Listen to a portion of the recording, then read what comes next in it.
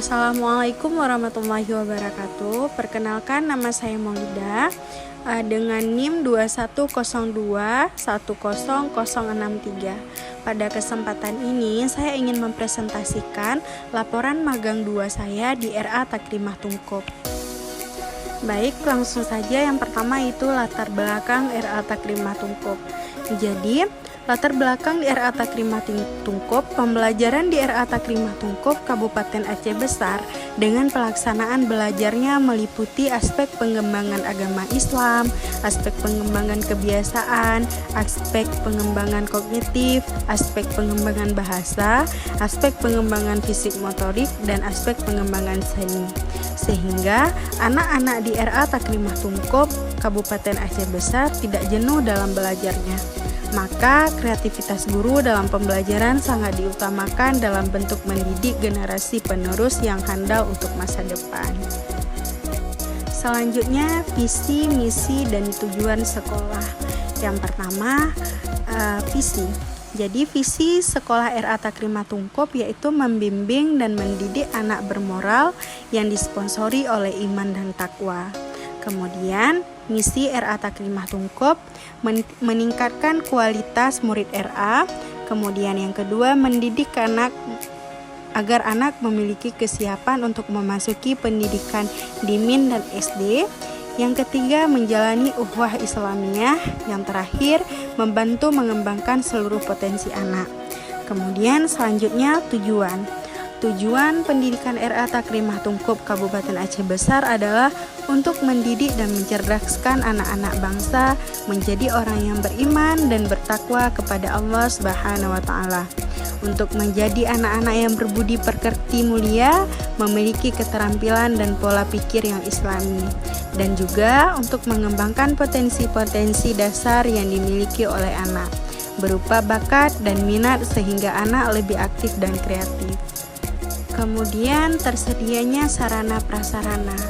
Jadi prasarana yang ada di RA Takrimah Tungkup meliputi yang pertama gedung, kedua ruang kelas, yang ketiga ruang kepala RA, yang keempat ruang kamar mandi, yang kelima sudut ketuhanan, yang keenam sudut kebudayaan, yang ketujuh sudut pembangunan, yang kedelapan alat bermain di luar kelas, yang terakhir sudut alam sekitar dalam dan pengetahuan.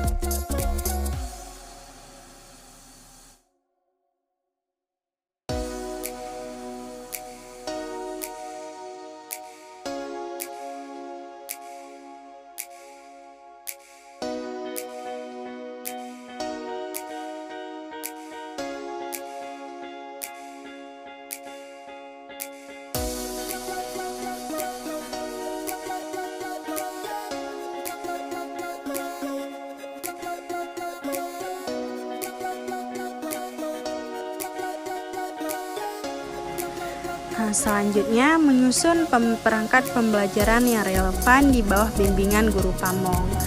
Jadi, di sini saya menyusun perangkat pembelajaran yang relevan di bawah bimbingan guru pamong, yang dimana bertepatan pada hari Senin tanggal 22 bulan 4 2024 di jam 7 sampai jam 10.30, yang temanya adalah alam semesta. Subtema benda-benda langit, kosakata pelangi, kelompok usia 4-5 tahun. Adapun materi yang diajarkan, yang pertama itu mengenalkan ciptaan Allah Subhanahu wa taala. Yang kedua, melafadzkan doa sehari-hari dan surah-surah pendek, berdoa sebelum dan sesudah belajar. Kemudian yang ketiga, makanan bergizi dan seimbang. Yang keempat, membaca simbol huruf dan angka. Yang kelima, koordinasi mata dan tangan saat menggunting dan menempel. Yang keenam, menyusun karya seni. Yang ketujuh, kebiasaan baik dalam kelas dan lingkungan sekolah. Yang kedelapan, menghargai hasil karya sendiri dan orang lain. Baik, selanjutnya ada tujuan.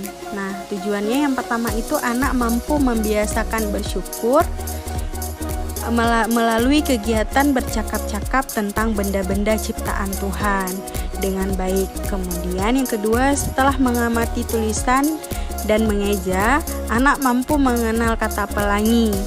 Yang ketiga, anak mampu mengkoordinasikan mata dan tangan melalui kegiatan menggunting kertas dengan baik. Yang keempat, anak mampu menempel potongan kertas pada gambar pelangi dan dengan rapi. Kemudian yang kelima, setelah melihat dan mendengar penjelasan dari guru, anak dapat menyelesaikan kegiatan-kegiatan main dengan baik. Kemudian untuk alat dan bahan yang digunakan, yang pertama itu ada krayon, yang kedua pensil, yang ketiga origami, yang keempat media gambar, yang kelima gunting, yang keenam lem. Kemudian kegiatan motorik kasarnya, yang pertama melakukan gerak senam atau gerak dan lagu. Kemudian kegiatan pembuka pada jam 8 sampai 9. Yang pertama itu salam, berdoa, bernyanyi, bercerita. Kemudian yang kedua, membangun pengetahuan melalui materi yang dikembangkan sesuai dengan tema dan kemampuan dasar yang akan dicapai. Baik, selanjutnya kegiatan inti, yang dimana jam 9 sampai dengan jam 10. Yang pertama menggunting kertas origami dan menempel. Kemudian yang kedua menulis kata pelangi,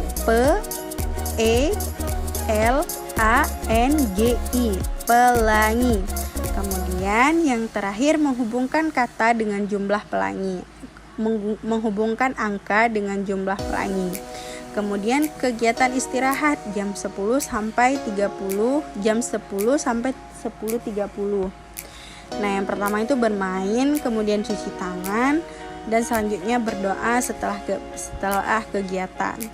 Kemudian yang terakhir kegiatan penutup jam 10.30 sampai jam 11. Nah, yang dimana pada kegiatan penutup ini peserta didik melakukan diskusi kegiatan hari ini dan esok hari.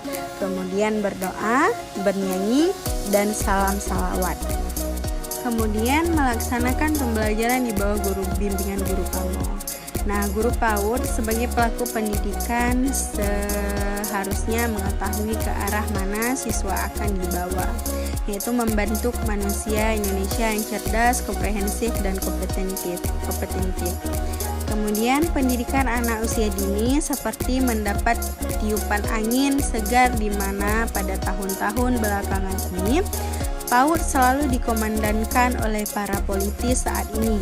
Hal itu diantara lain diuntungkan karena perkembangan teknologi yang mampu memonitor, merekam, dan bahkan memotret secara detail cara kerja hingga tumbuh kembang otak manusia. Perkembangan teknologi ini membawa semangat baru sebab para pakar pendidikan merasa lebih pasti dan menetapkan metode dan strategi pembelajaran pendidikan anak usia dini. Kemudian proses pembelajaran pada anak usia dini terkait analisis tujuan pembelajaran yang dilakukan oleh pendidik harus disesuaikan dengan rencana pembelajaran. Nah, rencana pembelajaran jangka panjang dan menengah berdasar kurikulum sebagai parameter pembelajaran anak usia dini 3-6 tahun. Ruang kelas dibuat supaya anak semangat belajar, nyaman, inovatif, serta menyenangkan, diatur dengan menarik. Colorful dihiasi dengan gambar dan lukisan warna-warni serta mendesain sketch belajar bermain bebas yang dilakukan baik dalam jam istirahat maupun pada proses pembelajaran. Proses pembelajaran melalui bermain dengan menggunakan alat peraga yang bervariatif sesuai keunikan setiap anak, sehingga dalam proses belajar dapat dikondisikan. Anak memilih sudut bermain sesuai minat dan pilihannya dengan dilakukan bimbingan, terbimbing dan diarahkan sebagai proses bermain bebas konduktif. Pendidik perlu lebih kreatif menyediakan alat permainan edukatif yang memadai untuk mengkondisikan kreativitas, melaksanakan pembelajaran outdoor, motorik kasar, dan motorik halus. Harus bersinergi agar keseimbangan gerak koordinasi secara baik, karena tanpa gerak yang seimbang otak tidak dapat berkembang. Para pendidik atau guru di RA Takrima Tungkop menjalankan tugasnya sebagai menjadi seorang pendidik dengan ketentuan-ketentuan tertentu, seperti mendidik peserta didik, melatih kemampuan peserta didik, dan menjadi fasilitator bagi peserta didik mereka. Dengan berbagai upaya, pendidik di sekolah tersebut tetap menjalankan tugasnya sebagai mana semestinya seorang pendidik terhadap peserta didik. Dengan semangat dan kerja keras guru-guru tersebut, maka peserta didiknya semangat dalam belajar. Kemudian membimbing satu anak pada kegiatan ekstrakurikuler di bawah bimbingan guru. Nah, anak yang saya bimbing yang pertama yang bernama Akram Zaidan, jenis kelamin laki-laki, tempat tanggal lahir Banda Aceh, tanggal 11 bulan 7 2019, umur 5 tahun. Nah, Akram Zaidan salah seorang peserta didik di sekolah RA Takrima Tungkop. Akram sekarang masih di kelas A2. Motorik Akram sudah berkembang sesuai dengan usianya.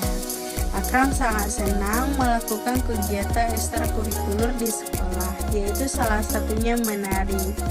Akram sangat aktif dan dalam bergerak melakukan gerakan tarian yang diajarkan oleh guru. Dalam tarian tersebut, Akram mampu memandu teman lainnya dalam melakukan gerakan, sehingga guru hanya meminta Akram berada di tengah-tengah agar teman lainnya bisa mengikuti gerakan yang digerakkan oleh Akram sudah mampu mengkoordinasikan gerak motorik kasarnya, seperti mengkoordinasikan gerakan mata dengan tangan, lengan dengan tubuh secara bersamaan, yang meliputi gerak tangan, gerak badan, gerak jari jemari. Kemudian kesimpulannya seorang guru atau pendidik perlu mengetahui teori-teori yang berkaitan dengan pendidikan anak usia dini. Tidak hanya sebatas mengetahui saja. Ketika ia telah tahu, maka penerapan dalam proses pembelajaran perlu diterapkan, khususnya dalam proses pembelajaran pendidikan agama Islam, dengan menerapkan pendidikan dalam proses pembelajaran. Selanjutnya saran. Jadi saran di RA Takrima Tungkop, sebuah sekolah yang baik bukan karena fasilitasnya yang lengkap, tapi guru yang profesional yang akan menciptakan sekolah yang baik. Guru di RA Takrima Tungkop memiliki sifat sosial yang tinggi dalam menyambut atau menerima tamu, sampel mahasiswa observasi. Guru di RA Takrima Tungkop menerima mahasiswa observasi dengan ramah tamah, dengan perlakuan yang baik dan sopan santun, serta sangat menghargai tamu. Harapan penulis terhadap RA Takrima Tungkop semakin berkembang dan semakin lebih baik dari sebelumnya, baik dari segi belajar maupun mengajar, dan juga dapat lebih memahami atau menghadapi siswanya yang aktif dan siswa yang pendiam, dan dapat meningkatkan kreativitas yang baik lagi dari sebelumnya dan menciptakan lulusan yang berpotensi. Baik, hanya sekian presentasi dari laporan magang presentasi laporan magang 2 saya di RA Takrima Tungkop. Lebih dan kurang saya mohon maaf. Saya akhiri, wabillahi taufiq wal hidayah. Wassalamualaikum warahmatullahi wabarakatuh.